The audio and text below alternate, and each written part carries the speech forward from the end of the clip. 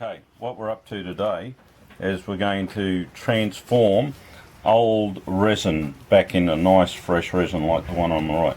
What's happened with this fella is 2 to 3 years old and it's crystallised, and it's not uncommon for epoxy resin to crystallise. Most think it's had it and they'll throw it in the bin. With the boat coat you can bring it back to life. Really easy to bring back to life.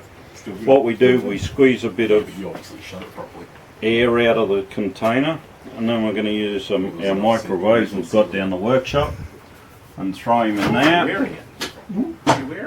And we'll do it in 30-second bursts. Sounds good. I'll plug him in and give her a squirt in the microwave, and we'll probably do that 3 or 4 times. The reason I only do 30 seconds at a time is that if you do too much you can overheat it and you can burst the bottle if it's too much heat generated, because it'll expand. We've had this one in the microwave for about 30 seconds and it's softened up a little bit, but it hasn't come back to life. We leave it sit for at least the length of time we have it in there, because it'll still be brewing away even though it's been out of the microwave. Another little thing about the boat coat resin, you'll find it's a bit thicker than the other resins. So when it's cold it's thick and gluggy. Very similar to honey. When it's cold it's thick and gluggy and crystallises just like honey does. You warm it up and bring it back to life and it comes to life like honey. So today it's about 20-22 degrees in here, and you can see the resin is quite thick. We're going to stick this in the microwave. Again, we'll take some air out of it. Don't put it in without squeezing a bit of air out. We're going to stick that in for 30 seconds and we'll see what happens. Now, it's when you leave it in there for 30 minutes it becomes a problem. So we've had our 500ml bottle of boat coat in the microwave for 30 seconds. Look at the difference. See the air bubble move from the top to the bottom? It's become heaps more fluid. You'll find when you get it, and that's just warm to touch, makes a big difference. So don't be frightened to warm your resin. In actual fact, the good book talks about using a hot box to keep it in. Though someone was here the other day, they've used a pet blanket and it works really well, they reckon. So there's it's for a pet's bed and they're only about $10-15 each apparently. Really easy way to keep your resin warm. This fella here, we've had him back in the microwave for another 30 seconds. We'll leave it a little bit longer. There's liquid coming in. The majority of it is still crystallised, so we probably need to do a couple more stints of this. So that's been a total of a minute now. It's starting to warm. We probably need to get it until it's quite hot before it'll be back fluid again. But how old's that bottle? Nearly 3 years old. The date on it is, where's the batch date?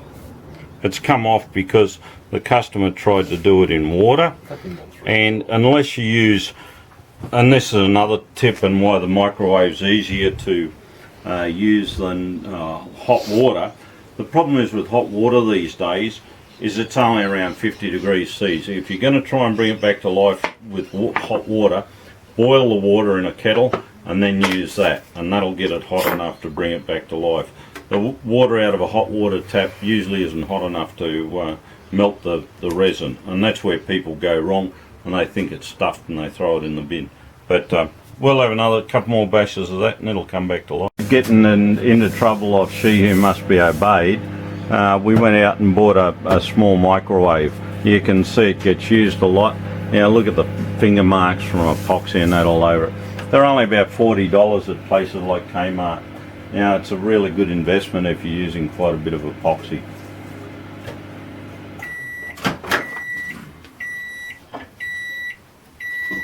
We're starting to get there now. We'll leave that sit for a while and we'll go again. Okay, we've done 4 30-second squirts in the microwave and we've got liquid there, but we've still got crystallisation. Look, we're getting there. We've got crystallisation that far. I reckon another squirt in the microwave and she'll be good to go. So we'll give it another go. We'll squeeze a bit more air out of it. But you can see we've got majority liquid in there now. It's coming up good.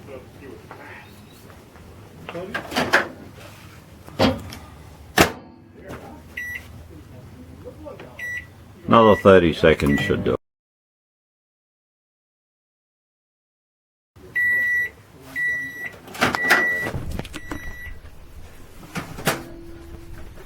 Look at that, he said. I reckon we leave that sit now, and that'll be good to go. So that's how you bring epoxy resin back to life, or the bait coat anyway. And there's no shelf life with it. The resin, not a problem, because all the chemicals used in the hardener, the molecules are larger than water, and they won't leach through plastic, unlike other epoxies. So the resin, yes, it will crystallise, but you can bring it back to life, just like you do honey. And there we go.